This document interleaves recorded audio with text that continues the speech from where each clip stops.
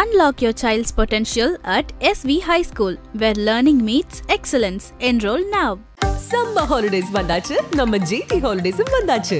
GT Holidays, South India's #1 travel brand. Doctor Sreevarma ஆயுள் தரும் ஆயுர்வேதா அறுவை சிகிச்சை இல்லா குணம் ஆயுள் கால நிவாரணம். இந்த மார்ச் மாதம் அப்படி என்ன பெரிய புதுமைகளை செய்துவிட போகிறது என்றால், இந்த மாதம் தாங்க சனிப்பெயர்ச்சி. மார்ச் 29ஆம் தேதி தான் சனிப்பெயர்ச்சி வருகிறது. ஸோ இந்த சனிப்பெயர்ச்சி மேஷராசிக்காரர்களுக்கு என்ன பலன்களை தரும்? சனிப்பெயர்ச்சி மட்டுமா வருது? இந்த மாதம் மொத்தம் 5 கிரகங்கள், அதாவது இந்த ஏப்ரல் ஸ்டார்டிங்லேயே 5 கிரகங்கள் மீனத்தில் போய் சேரப்போகிறது. ஸ்ரீரங்கரங்கநாதனின் பாதம் வந்தனம் செய்யடி, அழகா ஒரு பாடு.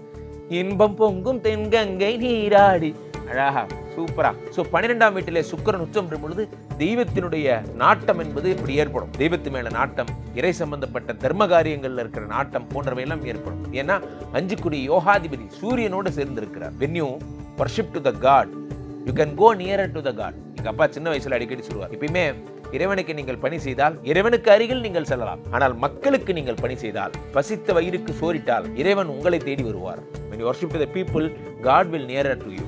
இப்போ முந்தைய ஜெனரேஷன் நினைச்சாலும் உங்களை காப்பாற்ற முடியாது. ஏனென்றால் அப்பா அம்மா சொல்லியதை கேட்ட கடைசி ஜெனரேஷன் நம்ம தான். இப்போ நம்ம ஜெனரேஷன் பசங்க நம்ம கிட்ட திருப்பி கேள்வி கேட்குறாங்க. ஆண்ட்ராய்டு 4.0 என்னன்னு தெரியுமா? அது திருப்பி கேட்குறேன், பதில் சொல்ல முடியல.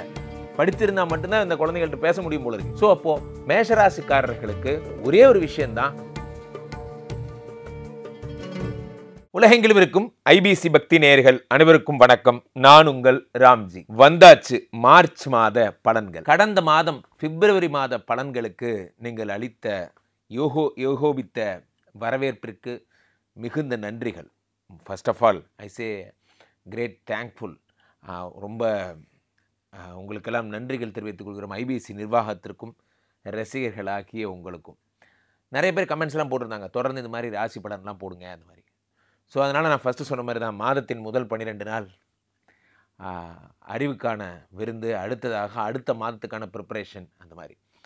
இந்த மார்ச் மாதம் அப்படி என்ன பெரிய புதுமைகளை செய்துவிட போகிறது என்றால், இந்த மாதம் தாங்க சனிப்பெயர்ச்சி. மார்ச் 29ஆம் தேதி தான் சனிப்பெயர்ச்சி வருகிறது.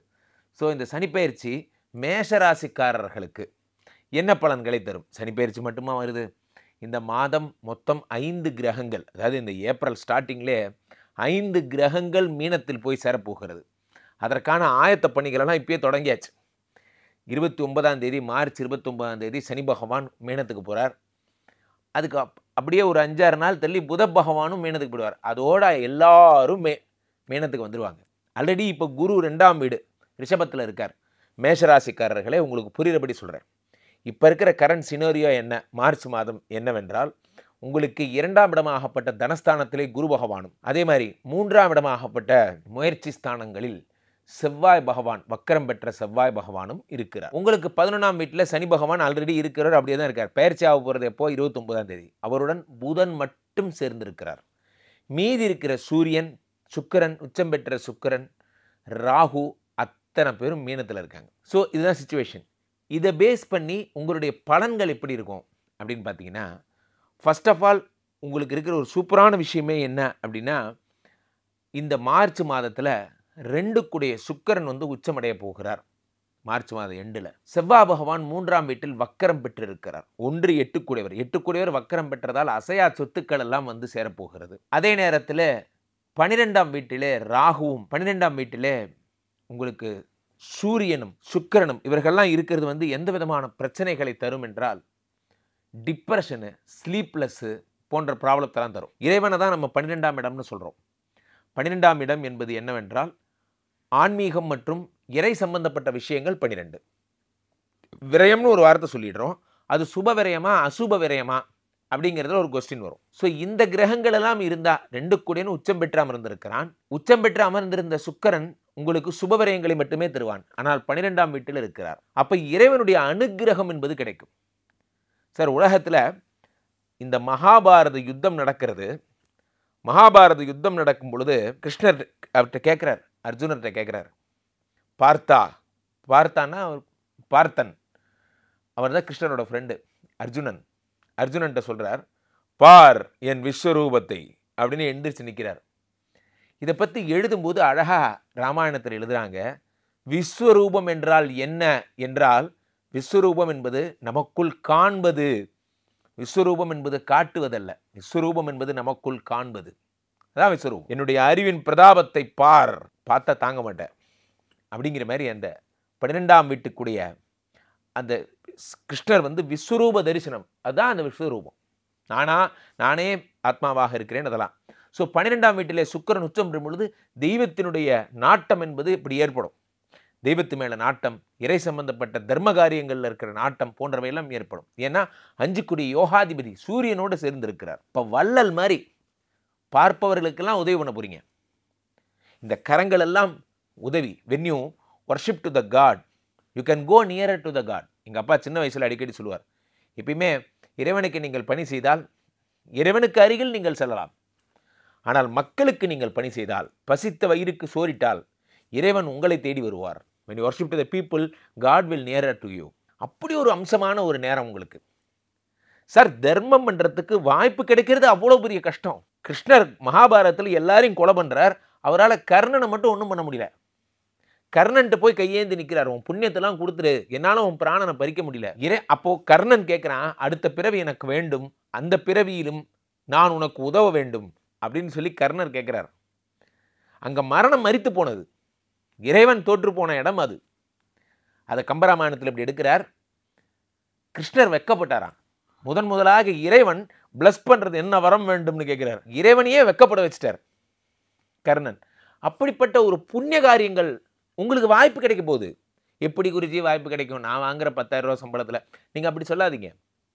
இன்னொருத்தர் யாராவது ஒரு பெரிய மனிதருக்கு ஒரு பர்த்டே வரலாம். அவர் உங்கள்கிட்ட பணம் கொடுத்து என் சார்பாக நீ அன்னதானம் பண்ணிடுன்னு சொல்லலாம்.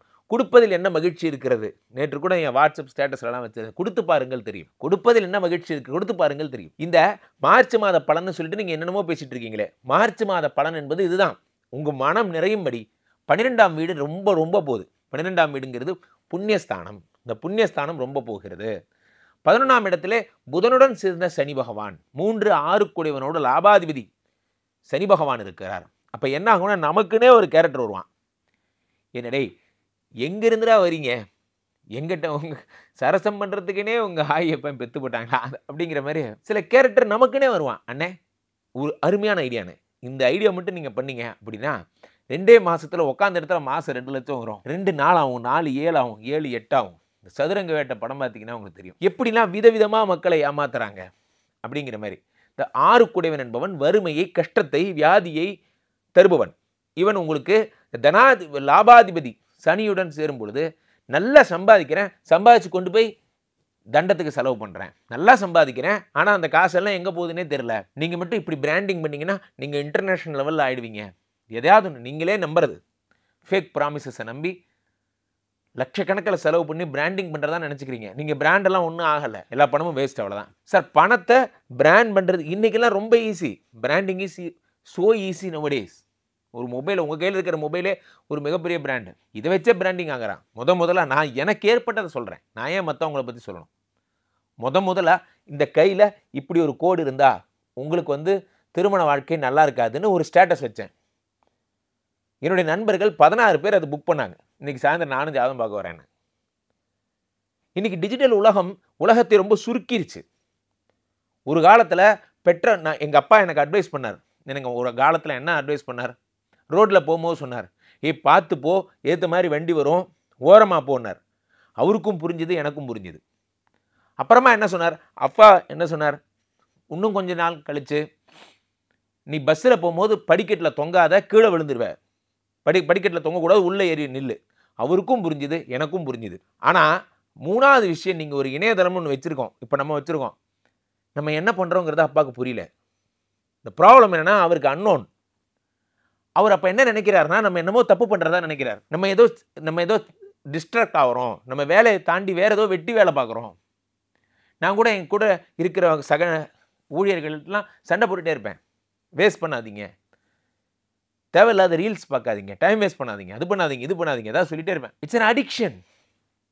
இந்த 3, 6 கூடையவன் உங்களுடைய 11ஆம் வீட்டில் இருக்கோடு சேரும் பொழுது என்ன ஆகிறது என்றால், சோஷியல் மீடியாவோட அடிக்ஷன். எதுக்கு அப்பா கதையை சொல்ல வந்தேன்னா, இப்போ முந்தைய ஜெனரேஷன் நினைச்சாலும் உங்களை காப்பாற்ற முடியாது. ஏனென்றால் அப்பா அம்மா சொல்லியதை கேட்ட கடைசி ஜென்ரேஷன் நம்ம தான். இப்போ நம்ம ஜென்ரேஷன் பசங்க நம்மகிட்ட திருப்பி கேள்வி கேட்குறாங்க. ஆண்ட்ராய்டு 4.0ன்னா என்னன்னு தெரியுமா? அது திருப்பி கேட்குறாங்க. பதில் சொல்ல முடியல. படித்திருந்தா மட்டும்தான் இந்த குழந்தைகள்கிட்ட பேச முடியும் போல இருக்கு. ஸோ அப்போது மேஷராசிக்காரர்களுக்கு ஒரே ஒரு விஷயந்தான், நீங்கள் புண்ணியம் பண்ண வேண்டிய மாதம். குலதெய்வ கோயிலுக்கு செல்லுங்கள், சந்தோஷமாக இருங்க. ஒய்ஃபோட குழந்தையோட அழகாக ஒரு தடவை ஒரு காவிரி ஸ்நானம் பண்ணிட்டு ஸ்ரீரங்க ரங்கன்னு அதனின் பாதம் வந்தனம் செய்யடி, அழகாக ஒரு பாடு.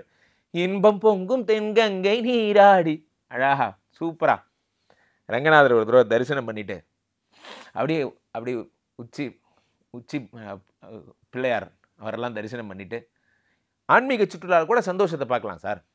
சந்தோஷத்தை எல்லா இடத்துலையும் பார்க்கலாம். நீங்கள் ஆன்மீக சுற்றுலா போக வேண்டிய மாதம் இந்த மாதம். இப்போ நீங்கள் இருக்கிற ஒரே ஒரு விஷயம் என்னென்னா, ஹாப்பியாக இருக்க போகிறீங்க. உங்களுக்கு ஏதாவது படையல் ஏதாவது வேண்டுதல் வச்சுருந்தா அதெல்லாம் கம்ப்ளீட் பண்ணிவிடுங்க. 2ல் குரு வரார். அடுத்து இன்னும் 2 மாதத்தில் உங்கள் நிலைமையே வேறு. அடுத்து ஏப்ரல் மாதம்லாம் ஏப்ரல் 14 பிறந்துருச்சுன்னா சூரியன் 5 கூடியன் உச்சமாக போகிறான். டான் ஆக போகிறீங்க. பிஸ்னஸில் பயங்கர பிஸியாக போகிறீங்க. இப்போ கிடைக்கிற டைம் கூட உங்களுக்கு கிடைக்காது. அதனால் கீழே போயிட்டு இருக்க இந்த 2 நம்பரை கூப்பிடுங்க. ஐவிசி கஸ்டமர் கேர் எக்ஸிக்யூட்டிவ்ஸ் உங்களுடைய காலுக்காக காத்து கொண்டிருக்கிறார்கள்.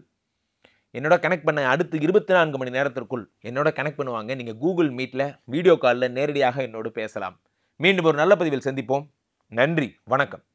Unlock your child's potential at SV High School, where learning meets excellence. Enroll now. Summer holidays வந்தாச்சு, நம்ம GT Holidays வந்தாச்சு. GT Holidays, South India's #1 travel brand. Doctor Sreevarma ஆயுள் தரும் ஆயுர்வேதா, அறுவை சிகிச்சை இல்லா குணம், ஆயுள் கால நிவாரணம்.